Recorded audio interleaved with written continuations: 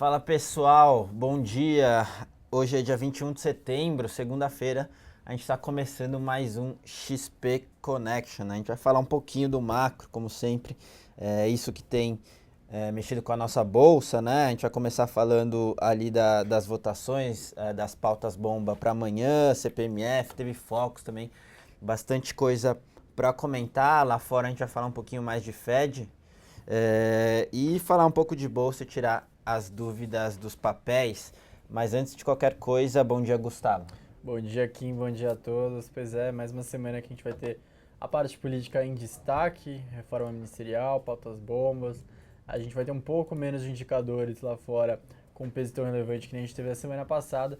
E aqui no Brasil a gente também vai ter de novo IPCA 15, pesquisa de emprego, CAGED.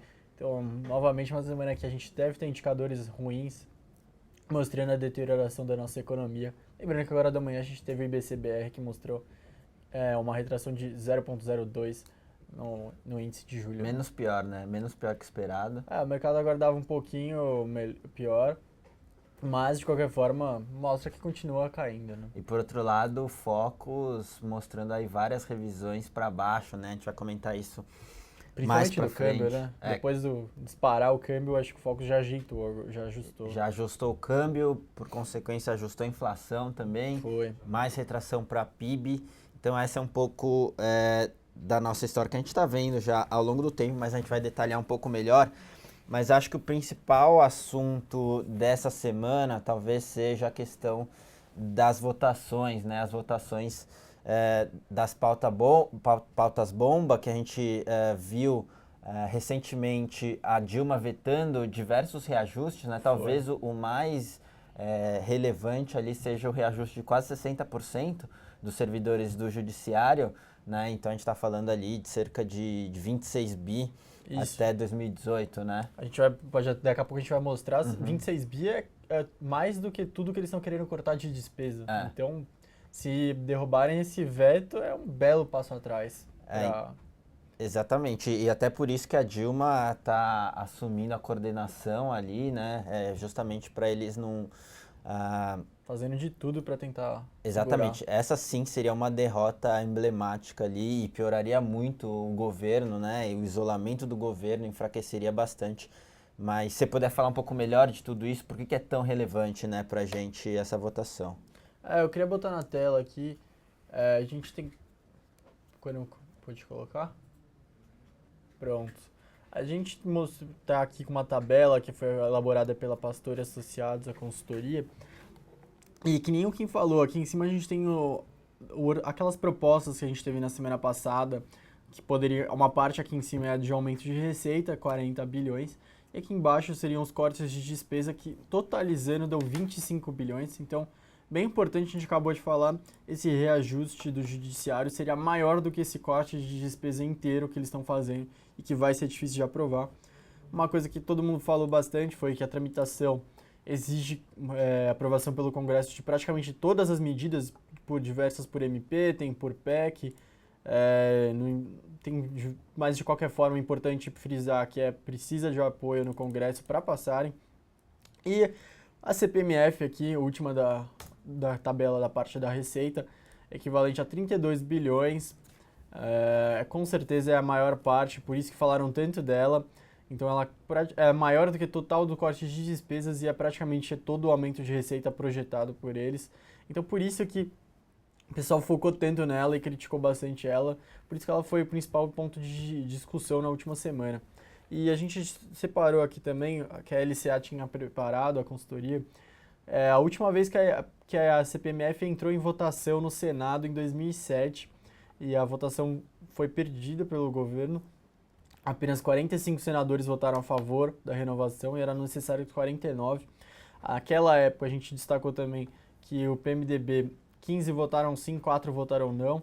Hoje o PMDB acho que é ainda mais rachado e mais distante da base aliada, já não seria nem os 15 votariam sim, acho que menos apoiariam o governo.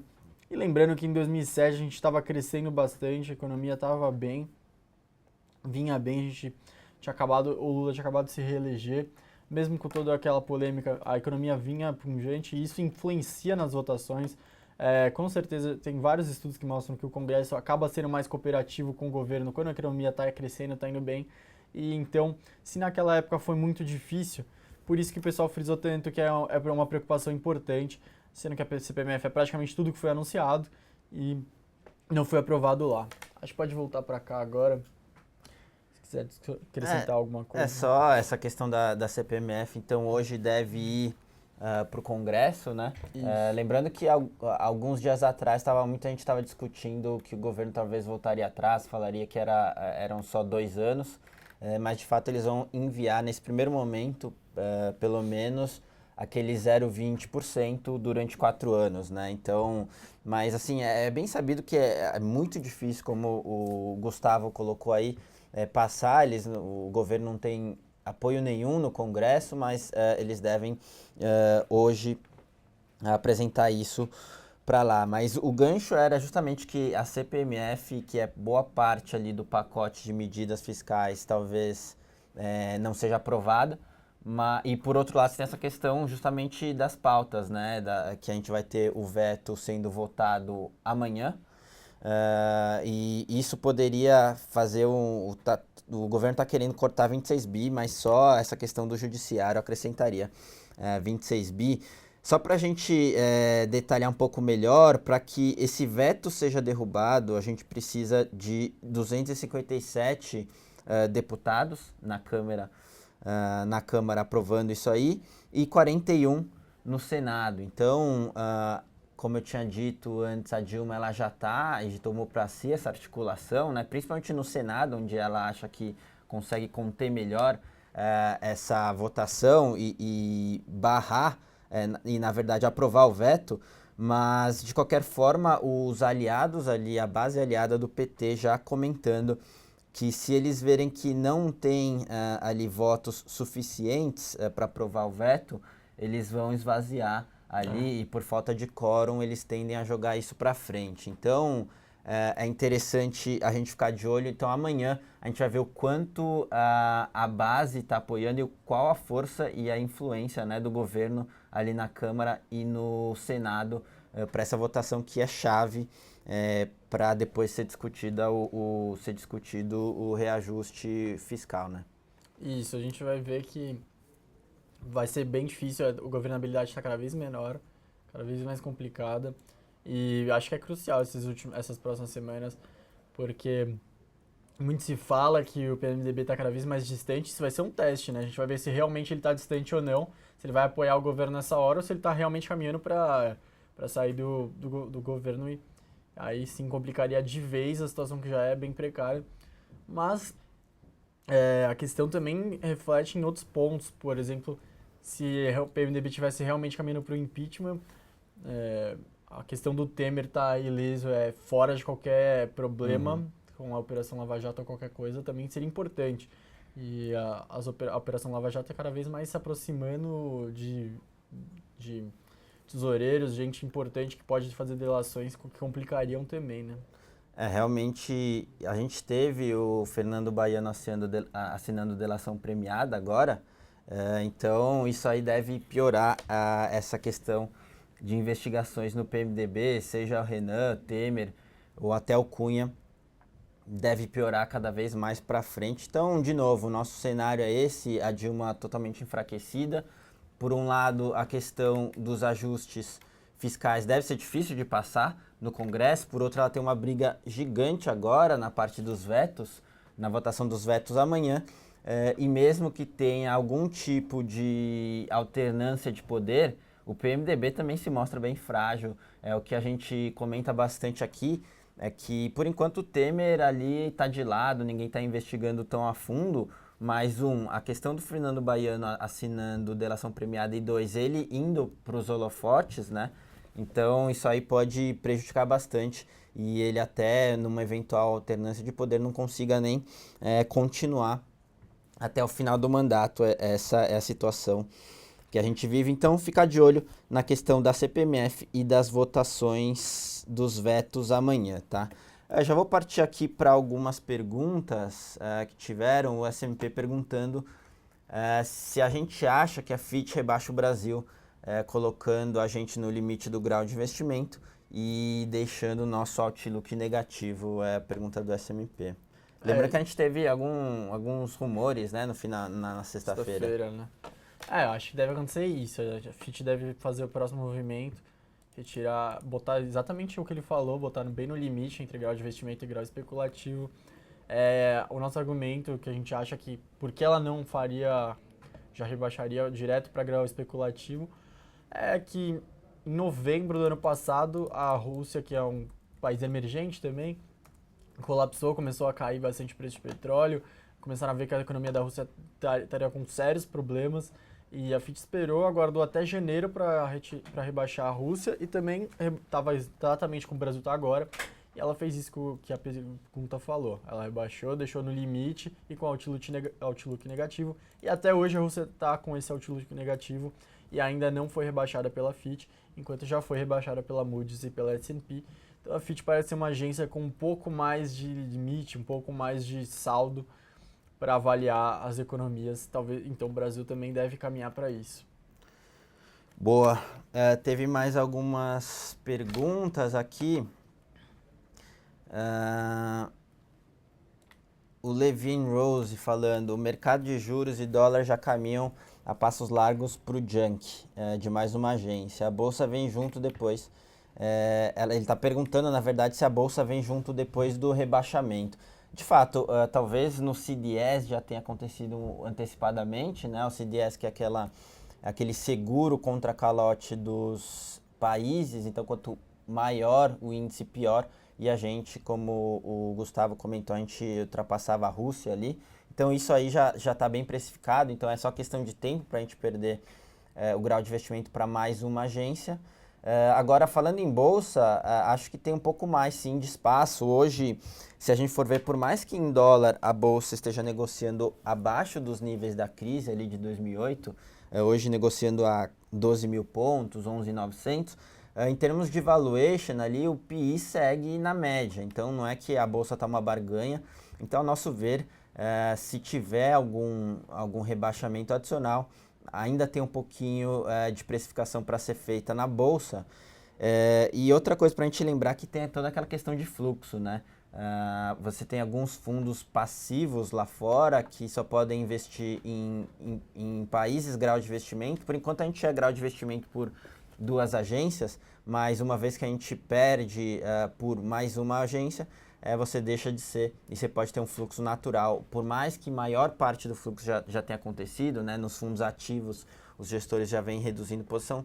No Brasil, você pode ainda ter um resquício ali de saída aqui em renda variável. A gente continua com bastante cautela. Depois eu comento um pouco mais do que é a nossa visão para Ibov para frente. Muita gente perguntando aqui, comentando, né, essa abertura de curva dos juros. Depois a gente vai até entrar na parte do Focus e mostrar um pouco os dados de inflação, enfim, todas as revisões para cima. Mas, de fato, a curva de juros abriu bastante esses últimos dias. E até a gente gosta de uma posição tática em pré. Ali o que a gente tem comentado bastante, obviamente não migrar toda a sua posição pós em renda fixa para pré, mas você que tem um pouquinho mais de apetite a risco, aproveitar nessas taxas aí que de fato a curva abriu bastante, a gente pode ver mais para frente algum arrefecimento nessa questão de inflação, né? Porque o aumento de juros tende a bater na economia real com um delay. A gente pode ver alguma coisa nesse sentido, então aproveitar essa abertura de juros e colocar até para quem é um pouco mais agressivo, colocar um pouco em pré e aproveitando justamente essa abertura, né? Eu acho que já é legal a gente já entrar nessa parte do Focus. Hoje de manhã a gente teve Focus com diversas revisões. Se você puder comentar, Gustavo. Sim, queria botar na tela então agora o Focus. Esse é o boletim de hoje. Como o Kim falou, a gente teve um pouco de uma mudança. Na semana passada o IPCA ele tinha recuado para 9,28 e no relatório divulgado hoje, novamente o IPCA de 2015 no final do período chega para 9,34, uma elevação importante. Também teve uma elevação em 2016, foi para 5,7 e nos outros anos também, 2017, também subiram. Algo preocupante, porque nem o principal ponto de ser preocupante é que o Banco Central ele olha muito para a ancoragem das expectativas no futuro. ele olha se realmente ele já fez o papel dele e já subiu os juros num nível significante, a ponto de fazer com que o mercado enxergue a inflação em níveis mais baixos nos próximos anos. E demorou muito para que em 2017, 2018, a inflação recuasse para 4,5%, que é o centro da meta. E agora está novamente subindo a inflação, principalmente porque pelos últimos acontecimentos na economia, a apresentação de um orçamento deficitário, esses rumores ao rebaixamento do Brasil pela S&P. Então, com a economia um pouco pior, o mercado está reavaliando suas expectativas e também, à medida que você chega no final do ano, você consegue ter mais informação para projetar melhor os próximos anos. Na parte do câmbio também, o câmbio passou nesse ano de 3,70 para 3,86 e no ano que vem de 3,80 para 4. Isso foi muito depois da disparada do câmbio na sexta-feira e também muita gente acreditava que se o Fed não subisse juros ia dar uma arrefecida. O que aconteceu com as diversas moedas emergentes, o Brasil foi um pouco fora do padrão. Então, depois de acompanhar isso, acho que os analistas eles revisaram suas projeções e colocaram para cima a sua projeção de câmbio. O último destaque é o PIB, que segue caindo, passou de 2,55 para 2,7, a recessão do PIB desse ano de 2015, de menos 0,60 para menos 0,80 em 2016. Tem muitos casos já falando em mais de uma queda superior a 3% nesse ano e uma queda de até 2% em 2016. Então, uma queda bem forte. Pode tirar da tela já, acho. Então, acho que isso também afetou bastante na visão do mercado, o que aconteceu nas últimas semanas, principalmente a parte do S&P e do orçamento, praticamente entregando que não vai conseguir fazer, né? Boa. E outro ponto, tirando essa questão do Focus, piorando bastante as projeções, é a questão da reforma ministerial, né, que está dando o que falar. Outro ponto interessante para a gente ficar no radar, todo mundo espera que até terça-feira, até amanhã, a Dilma se pronuncie com relação à reforma ministerial, que ela já tende a fazer, pelas notícias deve manter o mercadante, na Casa Civil, deve passar para o Berzolini a parte de articulação política, mas de qualquer forma é um momento bem crítico, né? Alguns assessores da Dilma ali comentando que agora talvez não seja o momento ideal para fazer essa reforma ministerial, porque a gente vai ter essa votação dos vetos amanhã. Então, o que pode acontecer o PMDB ele já falou que não foi procurado para conversar. O Renan comentou que eles não devem indicar para nenhum cargo de primeiro escalão pessoas ali, para os ministérios, pessoas do PMDB, então aí você já mostra um pouco de afastamento, né, do partido com relação ao governo. Então, o que os assessores estão falando é que você pode ter uma reforma agora e desagradar o PMDB, e aí quando tiver todas as votações dos vetos amanhã, ter algum tipo de retaliação e alguma derrubada dos vetos, e o que seria muito ruim. Então, eles estão de olho nessa questão da reforma ministerial, porque por um lado eles têm que reforçar a base aliada, né, reforçar também a relação com o PMDB, por outro lado eles têm que cortar ministérios, né. Isso, eu acho que a parte de cortar ministérios virou algo bem mais simbólico do que realmente vai fazer diferença. Segundo os cálculos, acho que é 200 milhões de reais que pouparia, comparado ao que a gente mostrou no começo do programa, é bem pouco, mas de qualquer forma eu acho que virou uma pauta mais simbólica você acabar com eles aumentaram muito o número de ministérios nos últimos governos e parece que o mercado quer que eles sinalizem que eles vão cortar na carne deles e realmente ter esses problemas, ter essa dor de cabeça, ter que fazer esse jogo de xadrez e se virar para se acertar entre eles, mas tendo que também fazer os cortes neles mesmos.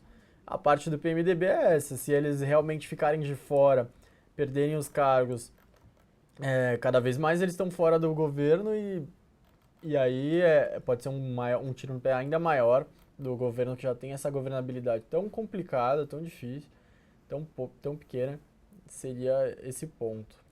Boa, o pessoal falando da Dilma na articulação, etc., de fato, ela não tem se mostrado com muita habilidade nessa parte de condução, de articulação política, mas é o que ela está tentando fazer agora, principalmente com o Senado, para barrar a votação e a derrubada dos vetos.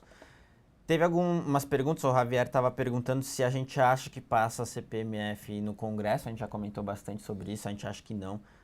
O Gustavo trouxe alguns dados num momento que a gente estava bem melhor, isso não passou e hoje tudo, ao que tudo indica, todas as sinalizações ali de ambas as casas, talvez menos do Senado, mas muito da Câmara, que isso aí não passe, muita resistência, então nesse que é o principal ponto do pacote e tende a enfraquecer ainda mais e isolar o governo.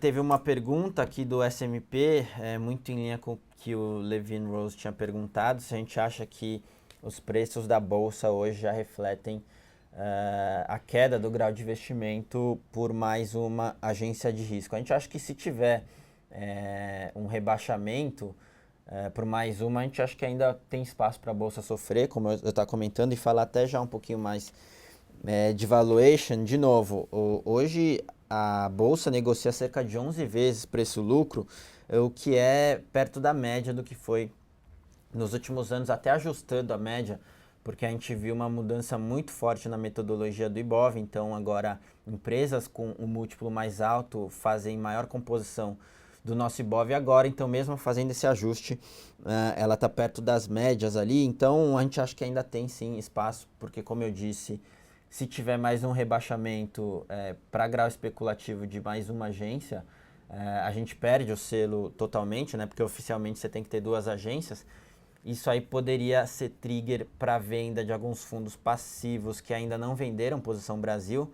Óbvio que a maioria dos fundos de gestão ativa já diminuíram bastante exposição e já antecipando essa queda do grau de investimento, mas a gente sabe que tem alguns fundos passivos que pode ter algum fluxo nesse sentido, então a gente acha que ainda tem espaço para a Bolsa. Por isso que a gente segue com cautela ainda para esses níveis de Bolsa. A gente já comentou aqui dos juros, de ter alguma posição pré faz sentido depois dessa abertura.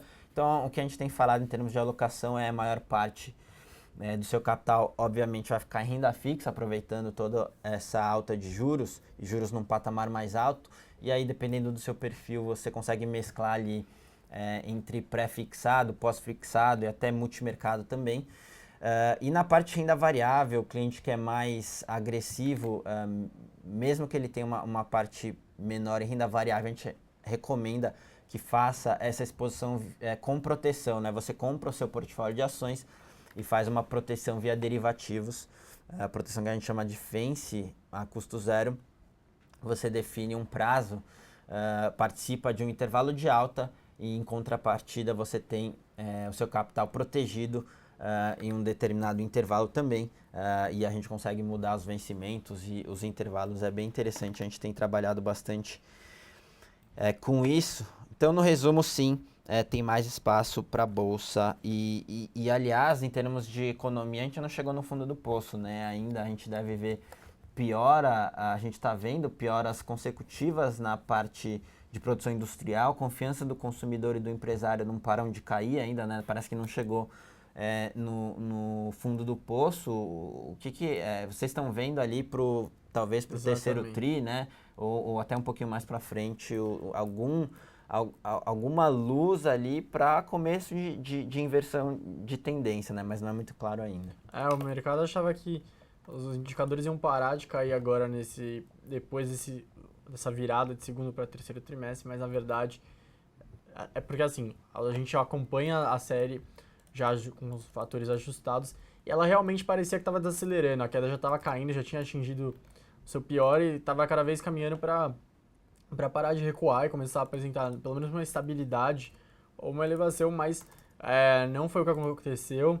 Teve alguns resultados pontuais que vieram bons, mas não se refletiram totalmente em uma mudança na trajetória da série e voltaram a cair os indicadores, mostrando que a economia ainda está piorando. A gente ainda teve fatos novos que prejudicaram ainda mais a economia. E infelizmente a gente está demorando um pouco para ver esse final. Isso também acaba impactando o que a gente acabou de mostrar, né? A gente acabou de mostrar o Fox colocando uma recessão para 2016 já em 0,8 e alguns bancos já estão falando em -2 no ano que vem também. E acho que foi isso que a gente já reverteu assim, na nossa avaliação. Boa, então não só essa parte econômica também, o que vale destaque aí, falando de uma forma prática para o índice, e o porquê que a gente ainda continua bem cético com relação ao nível de bolsa, não só essa pior política econômica, mas a gente vai ter também esse risco de grau de rebaixamento. Na sexta-feira a gente teve algum rumor nesse sentido da Fitch rebaixando, e só nesse rumor já a bolsa já entregando bastante, mas também a gente tem que ficar ligado no Fed, né? A gente pode ter um aumento de juros para dezembro, tem até probabilidade para outubro ainda, mas de qualquer forma isso aí traria ou levaria um fluxo de capital estrangeiro daqui e obviamente ativos de risco sofreriam. Então na balança ali, quando a gente vê, tem muito mais peso para o lado negativo do que positivo. E já emendando nessa parte internacional, o pessoal estava perguntando aqui sobre o Tsipras sendo eleito, né, lá na Grécia, que isso representaria para a economia, para a gente, etc. Acho que é só uma continuidade da história que estava tendo, né, já há algum tempo. E também a gente fala de Fed, justamente dessas probabilidades ali, que a gente teve alguns discursos de alguns dirigentes do Fed que até deram um pouco mais de ânimo nas apostas para dezembro. Mas se você puder falar de um pouco de Grécia ali e depois a gente passa para Fed. Tá, a partir da Grécia a gente teve a eleição que o Tsipras convocou. Era esperado um resultado bem mais apertado do que realmente se concretizou. O Tsipras ele foi reeleito e com uma margem bem maior do que esperado. Ele conseguiu mais cadeiras no Congresso, ele conseguiu mais apoio, então ele conseguiu aumentar a base dele. E um ponto importante foi que, para quem não está acompanhando, uma parte do partido dele que estava bem contrário a aceitar as condições da zona do euro, rachou e saiu, fez outro partido, falando que a Grécia tinha que sair da zona do euro, que não tinha que acertar essas medidas de austeridade. Uma parte bem mais radical saiu, fez um novo partido e concorreu agora. Todos perderam, ninguém foi eleito, eles tomaram uma votação bem inexpressiva. Então o mercado leu isso, por um lado, bem, porque se a parte mais radical não conseguiu quase votação, significa que a população não está apoiando tanto. Mas por outro, o Tsipras, que já era um pouco contrário a ser aceitar tanto as medidas, ele conseguiu um apoio maior, ele conseguiu uma resposta das urnas que a população realmente confia nele e quer que ele siga o que ele falou. Esse foi o ponto, assim. Agora a gente tem que ver nas próximas semanas se ele vai reverter bastante o discurso dele ou não. A campanha dele foi bem diferente das outras, ele ficou bem mais quieto, bem mais ameno do que nas outras campanhas, que ele bateu de frente, falou que ia reverter, que ia fazer tudo. E na verdade, quando ele chegou na hora do poder, ele teve que ceder bastante. Então esse foi o ponto. Boa. E também uma questão prática é que o mercado lá ainda é muito com o pé atrás, né? Como que vai ser a formação do gabinete ali e também como eles vão colocar em prática o aumento da austeridade ali justamente para cumprir e ter o resgate ali da Grécia, o terceiro pacote. De qualquer forma, as bolsas lá, mercado de Atenas, até quando a gente viu, estava em queda.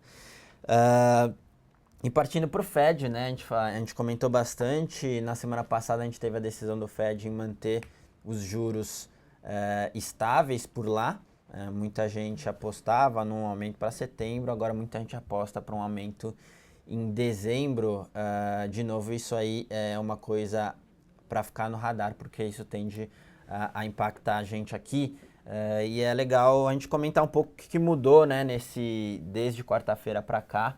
A gente teve alguns dirigentes do Fed já comentando que um aumento seria bem visto agora para dezembro, mas de qualquer forma as probabilidades ainda jogando contra. Tem gente falando até que vai ficar para março isso aí. Isso, a maior probabilidade está em março, a gente já vai mostrar aqui o gráfico.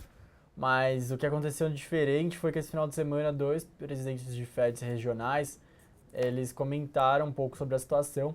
Um foi o cara que votou para subir juros na quinta, que só teve um que votou, foi ele que comentou, falando que já acha que as condições da economia já passaram da hora de subir.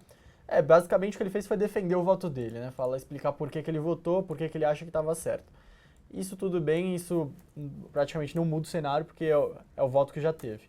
A diferença foi que teve um outro cara que votou para não subir na quinta, que já comentou alguns pontos diferentes. Um deles foi que ele comentou que acha errado a Janet Yellen não dar entrevista coletiva depois de todas as datas, porque está anulando algumas reuniões, tornando elas praticamente inexistentes, como a próxima de outubro.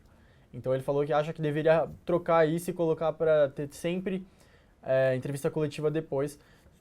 Se mudar isso aí, talvez mudaria bastante as probabilidades que a gente vai mostrar aqui. O problema é que se ela fala que, pessoal, vai ter entrevista coletiva em outubro, você já está dando a sinalização que vai ter aumento. Então, provavelmente não deve ficar para outubro, né? Não, ela pode passar na reunião de outubro e falar, agora no ano que vem, 2016, todas vão ter. Aí talvez o pessoal já... Também tem uma reunião em janeiro que tá meio o pessoal não fala tanto, que aí o pessoal pode botar uma probabilidade maior. Até porque dezembro e janeiro a liquidez é um pouco mais baixa, isso, né? Então, esse é um ponto também que estão falando bastante. O outro é que a gente tem outra entrevista da Janet Yellen, que é a presidente do Fed, nessa semana, e curiosamente a entrevista vai ser depois de 2 dados importantes. Um é o PMI da China, que a gente vai ter, e o outro é a terceira leitura do PIB do segundo trimestre. Então, pela terceira vez, eles vão reavaliar, ver se os dados estão corretos e divulgar para o mercado. Dessa vez, o mercado acha que não vai acontecer nada, que vai manter o último dado. Então, acho que o PMI da China talvez impacte um pouco mais, principalmente para quem não acompanhou, porque no discurso dela, eles comentaram que eles ficaram bem atentos às condições da economia mundial, que a economia mundial está desacelerando um pouco, não vai ter um crescimento tão expressivo quanto eles acharam, e eles estão acompanhando isso de perto, por isso. Rapidamente, então, vou botar aqui na tela última tabela, é a tabela da probabilidade que o mercado dá para as reuniões do Fed, as datas estão aqui, então a gente tem outubro, dezembro, janeiro, março, e quanto eles acham que quanto de probabilidade eles colocam para cada uma das reuniões. Em outubro a gente vê aqui 20%, praticamente ninguém colocando como alguma probabilidade de alguma elevação. Já em dezembro temos 48,8%, subiu um pouco comparando a semana passada. Janeiro 56% e março 70%. Então março a gente já tem pode tirar já. Em março a gente já tem então uma probabilidade expressiva a ponto de o Fed ler como o mercado colocando, dando uma oportunidade de subir os juros já. Porque se eles estão colocando 70, quer dizer que todos já estão se programando, planejando, mudando sua alocação para que suba em março. Por isso que eles olham essa probabilidade no mercado. Lembrando que depois desse discurso ali dos dirigentes comentando sobre um possível aumento em dezembro, a curva curta, né, o yield do bond curto lá nos Estados Unidos já deu uma esticada, justamente o pessoal botando um pouquinho mais de probabilidade para dezembro, mas ainda nada muito concreto. Toda essa questão de inflação num patamar baixo lá, que deve persistir ainda por um tempo, e a questão da China, isso aí está trazendo bastante dor de cabeça para o Fed para iniciar esse ciclo, tá? Bom, passando aqui para a parte de perguntas, né? Estão perguntando aqui se os juros a 16%, como a Petrobras vai conseguir emitir debêntures. É certo que depois desse rebaixamento do S&P, não só para a Petro, mas para várias empresas, para todas as empresas do Brasil, aqui a gente teve um aumento do custo de captação. Então isso aí tende a pegar sim, não só a Petro, como todas as empresas. Agora a questão agravante da Petro é que ela segue extremamente endividada ali, e um ponto adicional ali que mais de 70% da dívida dela é em dólar. Só com essa esticada do dólar você já tem um aumento de alavancagem automático ali para a Petrobras. Por outro lado, você tem petróleo ainda caindo, toda aquela questão de IPO, de BR distribuidora e venda de ativos, talvez você consiga um preço pior, né, um valuation pior. E isso aí vai refletir numa arrecadação de caixa menor. Então, a questão da Petro é bem delicada. A gente continua não recomendando exposição, principalmente por causa de aumento do custo da dívida, dólar e petróleo para baixo. Esse equacionamento da dívida ainda deve ser bem difícil para a empresa, tá? Lembrando que recentemente várias notícias de reajustes ali nos trabalhadores. É uma das formas que a Petro está encontrando de diminuir custos, fazendo aquele corte de jornada e corte de salários. A gente sabe que vai ser uma negociação bem difícil ali com os sindicatos, mas está bem no radar essa questão, não é o que vai salvar a Petro, mas eles estão tentando ali. Né? E mais uma questão ruim para a Petro, a questão do Murilo. Né? O Murilo Ferreira, que é presidente do Conselho de Administração da Petro, pediu licença do cargo até o final de novembro. Isso é muito... A sinalização não é boa, né? Você traz mais incerteza. No momento em que a Petro tanto precisa de uma condução estratégica, o presidente do Conselho de Administração pedir licença ali, você traz um mal-estar para o mercado. Então, muito ruim. Continua essa visão cética para a Petro. Estão perguntando da época de divulgação dos balanços do terceiro TRI, se as empresas vão trazer resultados e a gente espera grandes emoções ali para o terceiro TRI. Realmente várias empresas, a gente pode elencar ali consumo, varejo, podem ter aí alguma desaceleração e o destaque positivo talvez ficaria com a parte de exportação. Exportação ali Suzano, Fibra, Embraer, podem mostrar ali uma geração de caixa maior, mas no geral, de fato, a gente continua cético ali, como o Gustavo estava comentando, e como as empresas elas são meramente um reflexo da nossa economia, a gente deve ver ainda alguma piora para frente em termos de resultados, tá? Bom, só para terminar aqui, a gente já está perto do final, chegando aqui, estão perguntando sobre a análise de Itaú. Itaú é a nossa principal posição hoje, na verdade Itaúsa, né? O case é o mesmo, mas recentemente a gente teve ali no spread entre as duas, a gente teve um movimento a favor de Itaúsa, então hoje Itaúsa é a nossa preferida. A gente comenta bastante, apesar da gente estar bem cético com relação à bolsa, a gente acha que tem alguns ativos que ficaram para trás ali, bem interessantes, é o caso de Itaú. Então você que é um cliente um pouco menos conservador e tem posição em bolsa, a gente acha que deve ter Itaú no seu portfólio. De novo, é a nossa principal posição, muito por conta de valuation. Hoje negociando a cerca de 7 vezes preço-lucro para esse ano. O que aconteceu em termos de valuation é que a cotação caiu muito com toda essa pior instabilidade política e econômica do país, mas o potencial de geração de valor da empresa ainda continua, de certa forma, num patamar bom. Então, quando a ação cai muito, mas os fundamentos nem tanto, você tem essa queda no múltiplo ali, e é o que a gente está olhando. Então, é uma boa posição. Se tivesse que escolher alguma das principais posições ali para renda variável, com certeza seria Itaú, e no caso, Itaúsa, por conta dessa questão tática de spread, tá? Vamos ver se tem mais alguma pergunta. Só para fechar aqui, estão perguntando para o Gustavo se ele acha que o corte dos ministérios deve impactar alguma coisa no dólar. A gente teve hoje anúncio de leilão de linha, que é uma das principais ferramentas do Banco Central para tentar segurar o câmbio. E infelizmente até agora nada, né? Não conseguiu segurar. Então a gente está um pouco difícil falar o que conseguiria segurar esse câmbio agora. Porque semana passada, é que também semana passada calhou duas coisas, mas com esse, que nem a gente comentou, quando anunciaram que o Fed não ia subir juros, no dia seguinte, na sexta-feira, a maioria dos emergentes a moeda valorizou frente ao dólar.